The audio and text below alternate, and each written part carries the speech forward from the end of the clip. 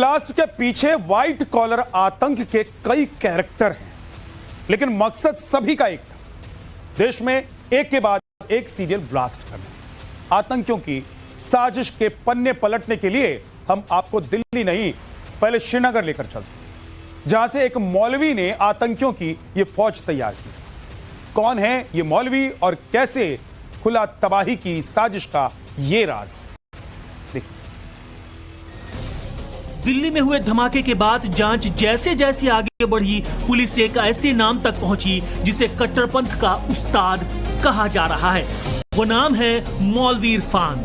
Irfan government medical college Srinagar का पूर्व paramedical कर्मचारी था, लेकिन नौकरी छोड़कर इरफान मौलवी इरफान बन गया।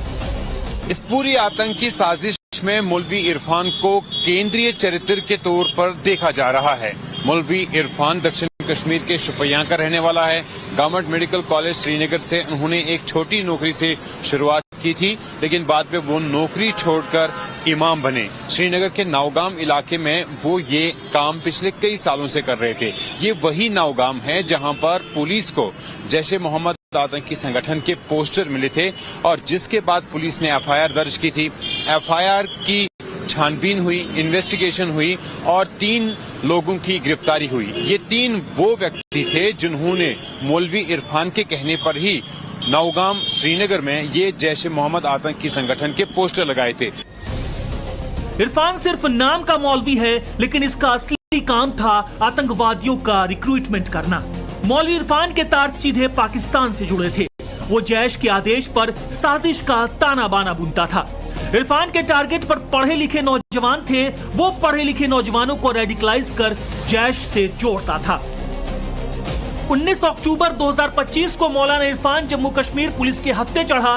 इसके पास से बॉम्ब मटेरियल, हथियार और डिजिटल सबूत मिले जो डॉक्टर्स के टेरर नेटवर्क से जुड़े थे। सबसे पहले इरफान ने मुजम्मिल को जोड़ा और फिर मुजम्मिल ने अल्फला यूनिवर्सिटी में आतंकवादियों की पाठशाला तैयार की। मुजम्मिल ने ही डॉक्टर आदिल, डॉक्टर उमर और डॉक्टर शाहीन को इस मॉड्यूल में शामिल किया। बाद में शाहीन ने अपने भाई डॉक्टर परवेज अंसारी को पूरी साजिश का हिस्सा बनाया। मौलवी इरफान वो आतंकवादी है जिसे व्हाइट कॉलर टेरर मॉड्यूल का आइडियोलॉजिकल लीडर माना जा रहा है। इरफान पाकिस्तानी उमर बिन खत्ताब उर्फ हलजुल्लाह के संपर्क में था। अब एनआईए सहित आतंकी एजेंसियां उमर बिन खत्ताब के बारे में जानकारी जुटा रही हैं। मौलवी इरफान के बारे में सूत्रों का कहना है कि ये कई समय से जैश और अंसारुल गजवतुल हिंद के आतंकवादियों के संपर्क में थे, जिसमें शुपियां का मुजम्मिल तांत्रे भी शामिल है। मुजम्मिल तांत्रे को सुरक्षा बलों ने 2022 में मार गिराया था और 2023 में उनके साथ काम करने वाले OGWs के एक बड़े नेटवर्क का पर्दाफाश पुलिस ने किया था और उनकी गिरफ्तारी की थी। हालांकि उस वक्त पुलिस की नजर मौलवी इरफान पर नहीं पड़ी और किसी भी तरीके मौलवी इरफान ने अपने आप को बचाया था। लेकिन अब इतने साल गुजरने के बाद मौलवी इरफान सुरक्षा एजेंसियों के शिकंजे में आ चुका है। मौलवी इरफान की गिरफ्तारी एनआईए ने की है। मौलवी इरफान ही वो आतंकवादी था जिसे व्हाइट कॉलर टेरर मॉड्यूल का खाका खींचा जिसने। लेकिन आतंकी इस टोली में एक मैडम सर्जन भी, जिसके तार सीधे पाकिस्तान से जुड़े हुए, जो सिर्फ धमाके पर नहीं, धमाके के आगे का प्लान भी बना रही।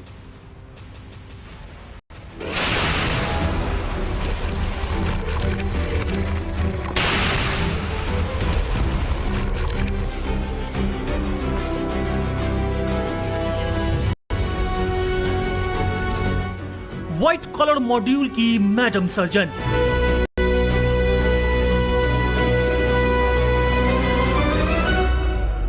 यानी डॉक्टर शाहीन।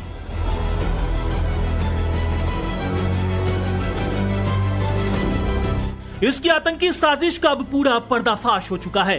दिल्ली धमाके के बाद जब जांच एजेंसियां अल्फला यूनिवर्सिटी पहुंची, तब डॉक्टर शाहीन का पर्दाफाश हुआ।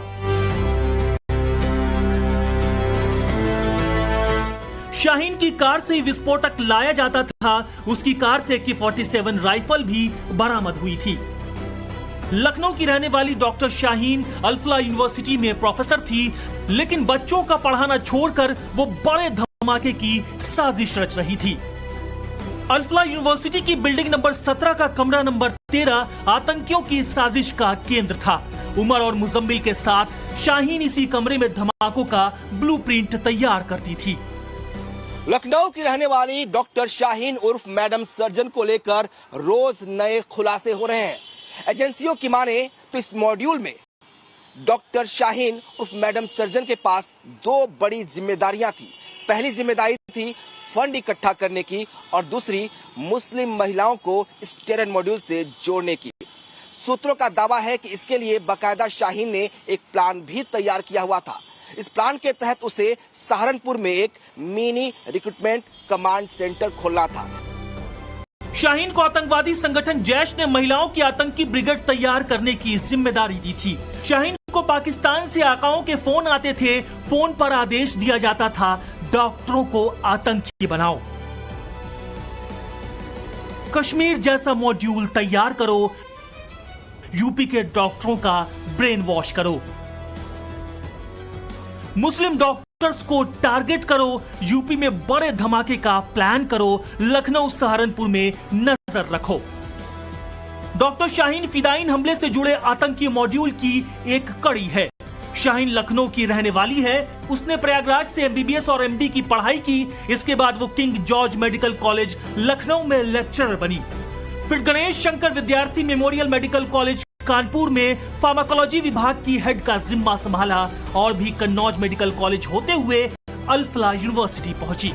व्हाइट कॉलर मॉड्यूल में डॉक्टर शाहीन की अहम भूमिका थी।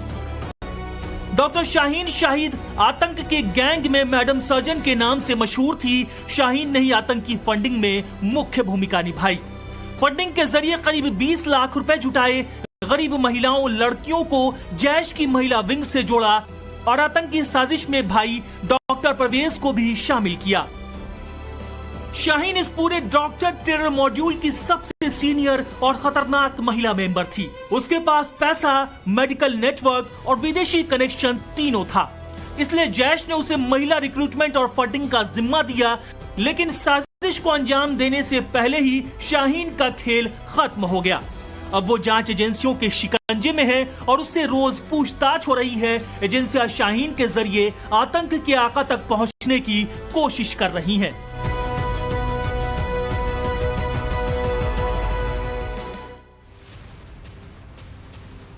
डॉक्टर अदील ये वो आतंकवादी है जिसकी गिरफ्तारी से ही व्हाइट कॉलर टेरर मॉड्यूल का पर्दाफाश हुआ। इसी से पूछताछ के बाद आतंक का कनेक्शन फरीदाबाद की अल-फलाह यूनिवर्सिटी पहुंचा। अब हर दिन अल-फलाह के रिकॉर्ड से खुल रहे आतंकियों की साजिश के राज सामने आ रहे। व्हाइट कॉलर टेरर मॉड्यूल का जिस आतंकी की गिरफ्तारी के बाद पर्दाफाश हुआ वो है डॉक्टर अदील अहमद राथर। डॉक्टर अदील का नाम सबसे पहले मौलवी इरफान ने लिया था, जिसके बाद जम्मू कश्मीर पुलिस ने सहारनपुर से डॉक्टर अदील को गिरफ्तार किया। अदील को मौलवी इरफान ने रेडिकलाइजेशन के लिए सहारनपुर भेजा था। अदील की निशानदेही पर डॉक्टर मुजम्मिल और शाहीन की गिरफ्तारी हुई।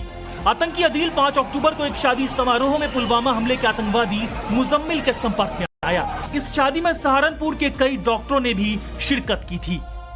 अब तक की जांच में पता चला है कि डॉक्टर आदिल एजीएच और जैश-ए-मोहम्मद के व्हाइट कॉलर टेरर मॉड्यूल का हिस्सा थे, जिसमें 3 डॉक्टर शामिल थे। इन्होंने सहारनपुर से फरीदाबाद के अल-फलाह यूनिवर्सिटी की तर्ज पर एक नया बेस बनाने की योजना बनाई थी, जिसका टारगेट था दिल्ली, हरियाणा, पंजाब, हिमाचल और उत्तराखंड। जम्मू कश्मीर स्थित उनके कमरे और उनकी निशानदेही पे काफी मात्रा में विस्फोटक सामग्री और AK-47 जैसी राइफलें बरामद हुई हैं। वे डॉक्टर शाहीन शाहिद परवेज की सिस्टर के बैकअप भी दे रहे थे और हाल ही में एक महिला डॉक्टर से उन्होंने विवाह भी किया था।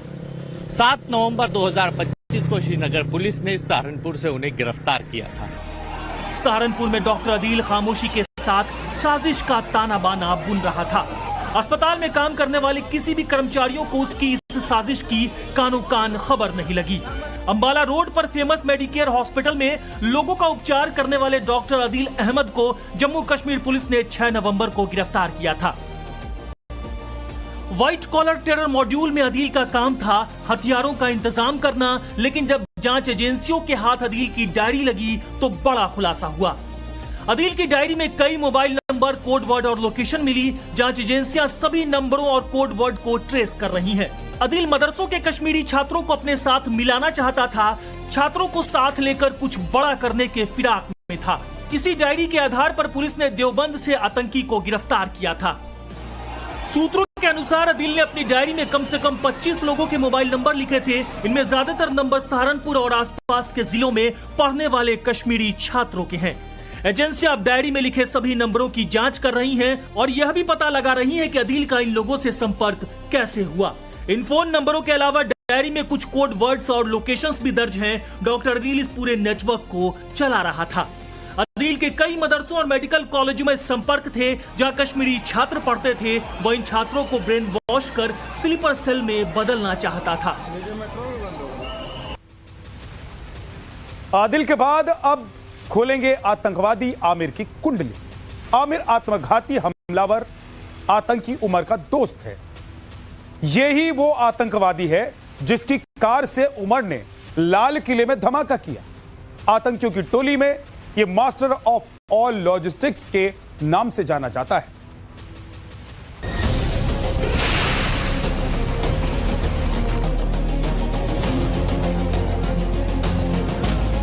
दिल्ली ब्लास्ट की कड़ी जैसे जैसे खुल रही है, कई किरदारों के राज भी खुलते जा रहे हैं।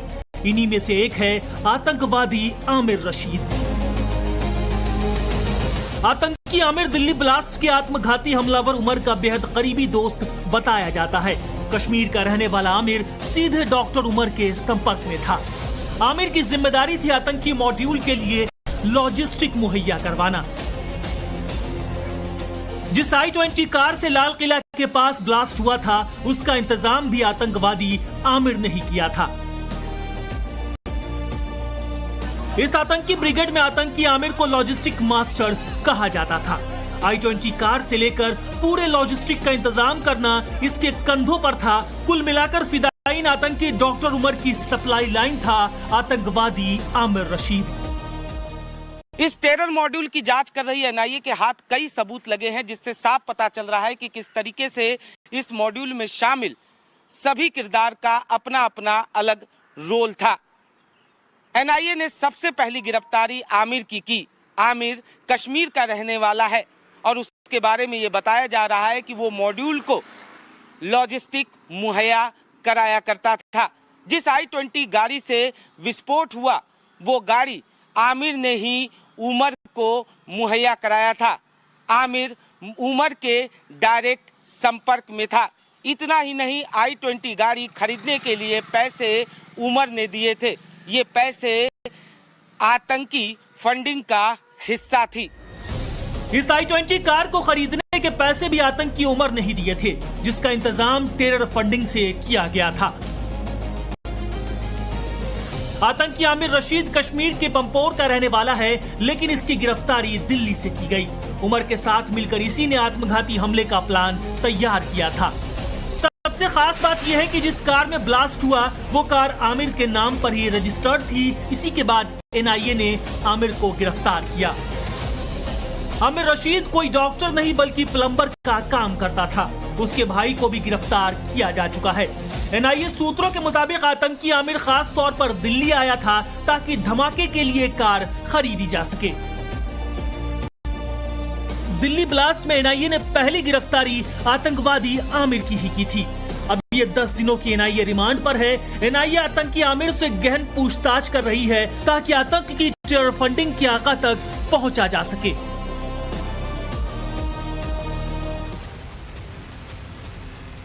जिस चक्की का इस्तेमाल आटा और मसाला पीसने के लिए होता है, उसी चक्की में आतंकी मुजम्मिल बारूद पीस रहा, बड़े धमाके की तैयारी कर रहा था। और ये सब हो रहा था अल फलाह यूनिवर्सिटी से चंद कदम की दूरी पर। ये वही आतंकवादी है जिसकी नौकरी अल फलाह में उसकी माशुका शाहीन ने लगवाई हुई।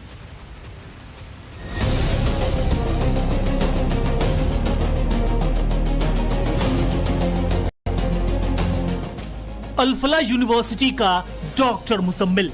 कश्मीर से गिरफ्तार मौलवी इरफान ने अदील का नाम लिया था और अदील ने जिसका नाम लिया वो था आतंकी डॉक्टर मुजम्मिल। स्टूडेंट्स को रेडिकलाइज करने वाला असली ऑपरेटर था मुजम्मिल।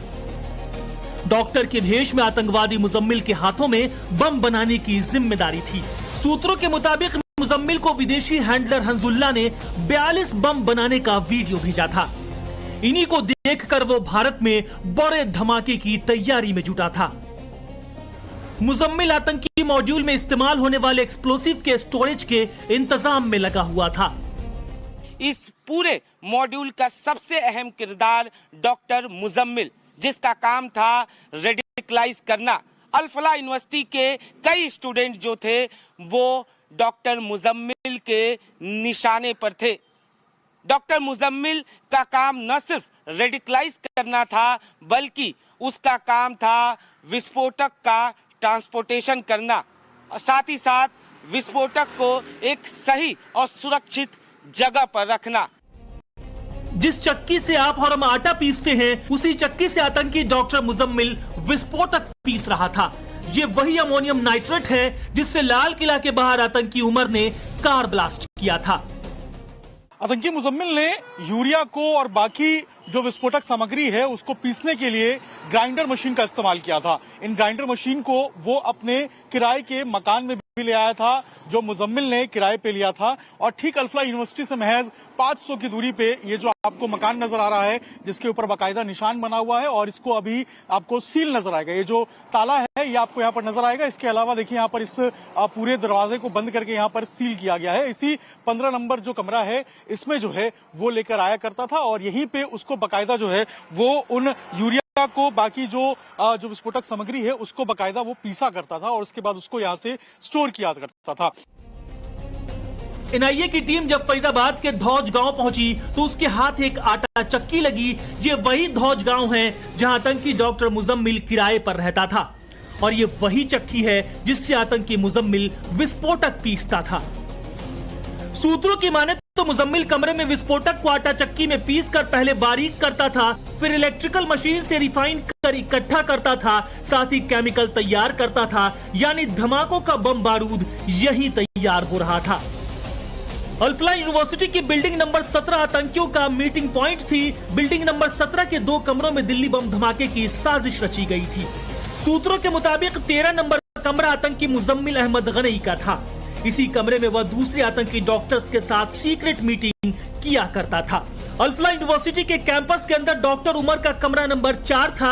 यहाँ भी आतंकियों की मीटिंग होती थी। यूनिवर्सिटी के लैब से कुछ केमिकल किसी तरह यूनिवर्सिटी के बाहर मुजम्मिल के कमरे तक ले जाए गए। सब इसी 13 नंबर कमरे में तय होता था। इसी से कुछ मिनट की दूरी पर मुजम्मिल ने अपना ठिकाना बना रखा था, जहाँ से विस्फोटक और हथियार मिले थे, और यहीं से मिली है वो चक्की जिससे मुजम्मिल अमोनियम नाइट्रेट पीसता था।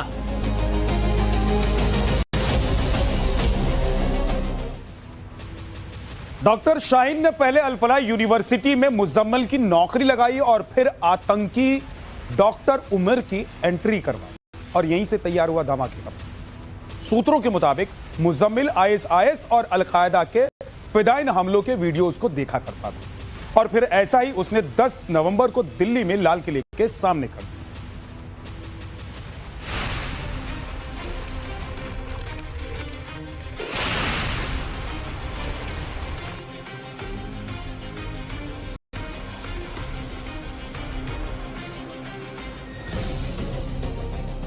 नवंबर 2025, समय शाम के 6:52। लाल किले के पास कार में एक धमाका होता है। लोग इधर उधर भागने लगते हैं। धमाका इतना जोरदार था कि लोगों को समझने में देर नहीं लगी कि यह आतंकवादी हमला हो सकता है। इसी कार में मौजूद था फिदायीन आतंकवादी डॉक्टर उमर। जैसे जैसे जांच आगे बढ़ी, आतंकी साजिश की परतें खुलती चली गईं। आतंकी उमर पेशे से डॉक्टर था। इस आतंकी मॉड्यूल में यही डॉक्टर था जिसे केमिकल की सबसे ज्यादा जानकारी थी, और अमोनिया नाइट्रेट से बम बनाने की ट्रेनिंग इसी ने ली थी। आतंकी उमर फरीदाबाद की अल-फलाह यूनिवर्सिटी में असिस्टेंट प्रोफेसर था। धमाके वाले दिन वो 11 घंटे तक सड़क पर घूमता रहा। सुबह 7:30 पर उसकी कार फरीदाबाद के एशियन अस्पताल के बाहर दिखाई दी। 8:13 पर वो बदरपुर टोल से दिल्ली में दाखिल हुआ। 8:20 पर उसे ओखला के पेट्रोल पंप के पास देखा गया। इसके बाद 3:19 पर वो लाल किला परिसर पहुंचा और सुनहरी मस्जिद पार्किंग में एंटर हुआ। शाम 6:28 पर उसकी कार पार्किंग से मेट्रो गेट नंबर 1 के लिए निकली और फिर 6:52 पर चलती कार में हुए धमाके ने पूरी दिल्ली को हिलाकर रख दिया। डीएनए सैंपल से कंफर्म हो गया कि आतंकी उमर ही इस कार को चला रहा था। इसके बाद जांच एजेंसियां फौरन एक्टिव हुई और अल-फलाह यूनिवर्सिटी पहुंच गई, जहां मिली उमर की डायरी से कई और चौंकाने वाले खुलासे हुए। ये डायरी आतंकी उमर और मुजम्मिल की थी। डायरी में कोड वर्ड्स का इस्तेमाल किया गया था। डायरी में धमाके की पूरी प्लानिंग थी। डायरी के साथ नोटबुक भी बरामद हुई। रूम नंबर 13 और 4 से डायरी बरामद की गई। डायरी में कई बार ऑपरेशन शब्द का इस्तेमाल किया गया था। आतंकियों के स्लीपर सेल का नाम भी डायरी में मिला है। डायरी में नाम, फोन नंबर और तारीखें भी दर्ज हैं और 25 से 30 लोगों के नाम भी डायरी में दर्ज हैं। ब्लास्ट की जांच के बीच उसकी 1 मिनट 20 सेकंड की सेल्फ रिकॉर्डेड क्लिप भी सामने आई। ये वीडियो पुराना है, लेकिन इससे साफ है कि वो किस कदर हाईली रेडिकलाइज था। आतंकी उमर के तार सिर्फ अल-फलाह यूनिवर्सिटी से कनेक्ट नहीं थे। सूत्रों के मुताबिक उसके पाकिस्तान, तुर्की और सीरिया से कनेक्शन के सबूत भी मिले हैं। आतंकवादियों की प्लानिंग हमास स्टाइल में हमले की थी और इसका मुख्य किरदार था आतंकवादी जसीर बिलाल वानी उर्फ दानिश। इसका प्लान ड्रोन में बम लगाकर भीड़ भाड़ वाले इलाकों को दहला देने का। काली जैकेट, मुंह पर काला कपड़ा, ये आत्मघाती उमर का बमबाज यार आतंकी दानिश है। आतंकी दानिश उमर के साथ मिलकर बहुत बड़े हमले की साजिश रच रहा था। दिल्ली के लाल किला धमाके की जांच जब एनआईए कर रही थी तो उसे 20 साल के एक ऐसे नौजवान का पता लगा जो कि इस पूरे मॉड्यूल का टेक्निकल माइंड हो सकता था। 20 साल का जसीर वानी जो कि कॉलेज में पढ़ता है, उसे पहले जम्मू कश्मीर पुलिस ने उठाया और बाद में एनआईए उसे गिरफ्तार करके दिल्ली लेकर आई। ये वो दूसरा शख्स था जिसे लाल किला धमाके मामले में गिरफ्तार किया गया। एनआईए ने दावा किया है कि जसीर बिलाल वानी, जो दिखता सिर्फ 20 साल का है, लेकिन वो डॉक्टर आदिल के संपर्क में था और वो ड्रोन्स को मॉडिफाई करके हमला करने की फिराक में था। इसके अलावा वो रॉकेट भी तैयार कर रहा था, जिसका अगला लक्ष्य कार ड्रोन धमाके के बाद रॉकेट के जरिए लोगों में आतंक फैलाने का था। फिलहाल वो एनआईए की कस्टडी में है और एनआईए उससे लगातार पूछताछ कर रही है। दानिश कश्मीर में आतंकी डॉक्टर आदिल और डॉक्टर मुजम्मिल का पड़ोसी था और पेशे से एक ड्राई फ्रूट विक्रेता था। लेकिन ड्राई फ्रूट बेचने की आड़ में वो आतंक की बहुत बड़ी साजिश रच रहा था। जब आतंकी दानिश से पूछताछ हुई तो आतंक की खौफनाक साजिश की पूरी फाइल खुल गई। आतंकी दानिश को श्रीनगर से गिरफ्तार किया गया था। जब एनआईए ने दानिश से कड़ी पूछताछ की तो उसने कई चौंकाने वाले खुलासे किए। सूत्रों के मुताबिक दानिश हमास जैसे हमले की साजिश रच रहा था। आतंकी हमले के लिए ड्रोन तैयार कर रहा था। छोटे ड्रोन बनाने का भी पूछताछ में खुलासा हुआ। आतंकवादी ड्रोन को मॉडिफाई कर रहे थे ताकि सटीक हमला किया जा सके। ड्रोन में कैमरा और बैटरी लगाने की तैयारी थी। हमले के लिए छोटे बम भी बनाने की तैयारी थी। आतंकी दानिश ड्रोन बम बनाने में माहिर था। प्लान यह था कि ड्रोन को किसी भीड़ भाड़ वाली जगह या सुरक्षा ठिकाने पर उड़ाकर टारगेटेड ब्लास्ट किया जा सके। गाजा में ऐसे ही ड्रोन अटैक का तरीका देखा गया है। उसी मॉडल को यहां कॉपी करने की कोशिश हो रही थी। पूछताछ में पता चला कि आतंकी दानिश कई सोशल मीडिया प्लेटफॉर्म से जुड़ा था। दानिश ने कई प्राइवेट चैट्स ग्रुप ज्वाइन किए थे। प्राइवेट चैट्स ग्रुप में दानिश को वीडियो मिलते थे। वीडियो से ड्रोन और रॉकेट की जानकारी लेता था। वीडियो देखकर ड्रोन मॉडिफाई करना सीखता था। चैट ग्रुप्स में रॉकेट बनाने की टेक जानकारी ली। उमर को ड्रोन और रॉकेट की जानकारी देता था। सोशल मीडिया अकाउंट्स को खंगाला जा रहा है। दानिश रूस यूक्रेन युद्ध के वीडियो देखता था। दानिश हमास इजराइल जंग के वीडियो देखता था। गिरफ्तारी से पहले दानिश ने कई अकाउंट डीएक्टिवेट किए। दानिश की साइबर एक्टिविटी को खंगाला जा रहा है। दानिश जैश ए मोहम्मद के उस आतंकी मॉड्यूल का हिस्सा है जो ड्रोन का इस्तेमाल करके हमास जैसे हमले करने के फिराक में था। लेकिन इससे पहले कि अपनी नापाक साजिश को अंजाम देता, सुरक्षा एजेंसियों के हाथ इनके गिरबान तक पहुंच चुके हैं। इस आतंकी साजिश का केंद्र बिंदु है फरीदाबाद की अल फलाह यूनिवर्सिटी। यहां से व्हाइट कॉलर आतंकवादियों ने साजिश का पूरा ताना बाना बुना और यहीं से मिली है आतंकवादियों की टेरर डायरी। लेकिन सवाल यह है कि सालों से चल रही देश विरोधी साजिश का यूनिवर्सिटी का पता कैसे नहीं चला। हरियाणा का फरीदाबाद शहर यही है अल फलाह यूनिवर्सिटी। धौज गांव में मौजूद अल फलाह यूनिवर्सिटी से ही व्हाइट कॉलर आतंक का मॉड्यूल तैयार हुआ। एक नहीं, दो नहीं, पूरे 3 खुखार आतंकवादी इसी यूनिवर्सिटी में बैठकर देश के खिलाफ बड़ी साजिश रच रहे थे। आतंकी उमर, मुजम्मिल और शाहीन ने दिल्ली धमाकों की पटकथा यहीं से लिखी। सूत्रों के मुताबिक साजिश का यह खेल कई सालों से चल रहा था। ऐसे में सवाल यह है कि देश विरोधी इस साजिश का यूनिवर्सिटी प्रशासन को पता कैसे नहीं चला। मौलवी इरफान ने आतंकी अदील का नाम लिया था और अदील ने मुजम्मिल का। इसके बाद तो उमर और डॉक्टर शाहीन की कुंडली खंगाली गई। सभी की साजिश का सेंटर पॉइंट अल फलाह यूनिवर्सिटी थी। लेकिन सबसे बड़ा सवाल यह है कि आखिर यह अल फलाह यूनिवर्सिटी के चेयरमैन जावेद सिद्दीकी सोते क्यों रहे? यूनिवर्सिटी प्रशासन ने आंखें क्यों मूंद रखी थी? यूनिवर्सिटी के अंदर आतंक की इतनी बड़ी साजिश को अंजाम देने के लिए लगातार मीटिंग करते रहते थे, बावजूद इसके यूनिवर्सिटी प्रशासन को इसकी भनक क्यों नहीं लगी? ऐसे कई सवाल हैं जो अल फलाह यूनिवर्सिटी को लेकर उठ रहे हैं। For more of such videos, do like, share and subscribe to ET Now Swadesh.